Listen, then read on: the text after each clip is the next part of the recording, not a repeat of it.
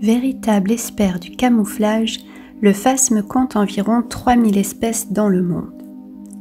Parmi elles, le phasme feuille, ressemblant à une feuille, le phasme écorce, ressemblant à une écorce, ou encore le phasme ronce, ressemblant à une tige épineuse. Ils forment à eux seuls un ordre d'insectes néoptères. Celui qui nous intéresse aujourd'hui, le phasme bâton ou brindille, est le plus commun dans nos jardins. Ressemblant à une brindille, il prend la couleur de la plante dont il se nourrit. Son corps est fusiforme, son thorax possède 3 paires de pattes qui peuvent se replier le long de son corps.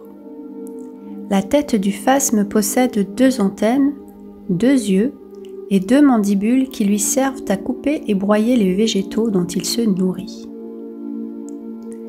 Certains peuvent atteindre les 30 cm de longueur.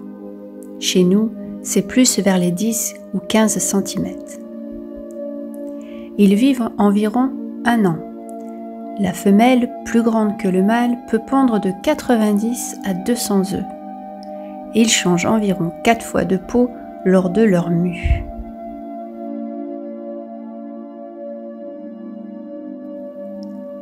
Originaire de Malaisie, le phasme bâton aurait été amené en Europe par les navigateurs au Moyen Âge. Essentiellement nocturnes, les phasmes restent toute la journée immobiles au même endroit. Ce sont des maîtres de la patience. Ils se déplacent à la nuit tombée pour se nourrir, mais avec beaucoup de prudence. On peut le trouver dans les haies, les buissons, les arbustes. Chez nous, ils ont élu domicile principalement dans les framboisiers et les gojis.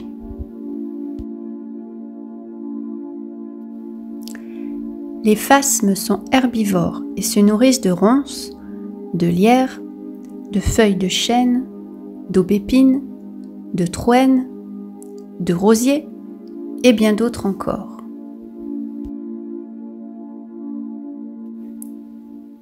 Même s'ils sont herbivores, ils ne causent pas d'importants dégâts dans le jardin. Ce sont des insectes appelés neutres, car ils ne sont pas non plus des auxiliaires. J'aime surtout les regarder car ils m'apprennent la patience, mais aussi qu'il est important de s'adapter au monde qui nous entoure pour être en paix. Ce sont des insectes fascinants. Étant en bas de l'échelle alimentaire, ils ont de nombreux prédateurs.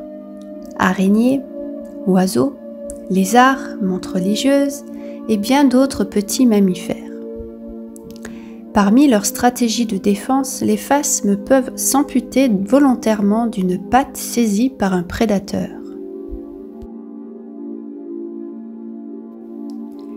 Très sensibles à la qualité de leur environnement, il ne faut évidemment pas de traitement chimique dans le jardin. Vous pouvez planter des végétaux qu'ils apprécient, comme les ronces, les framboisiers, du lierre ou de l'aubépine. Les dégâts ne sont pas assez importants à mon sens pour les éloigner. Ils feront le bonheur des enfants tellement ils sont intéressants à observer. Merci d'avoir visionné cette vidéo en espérant que vous avez appris un peu plus de choses sur cet insecte et je vous dis à très bientôt pour un nouveau épisode de la série Zoom sur les insectes.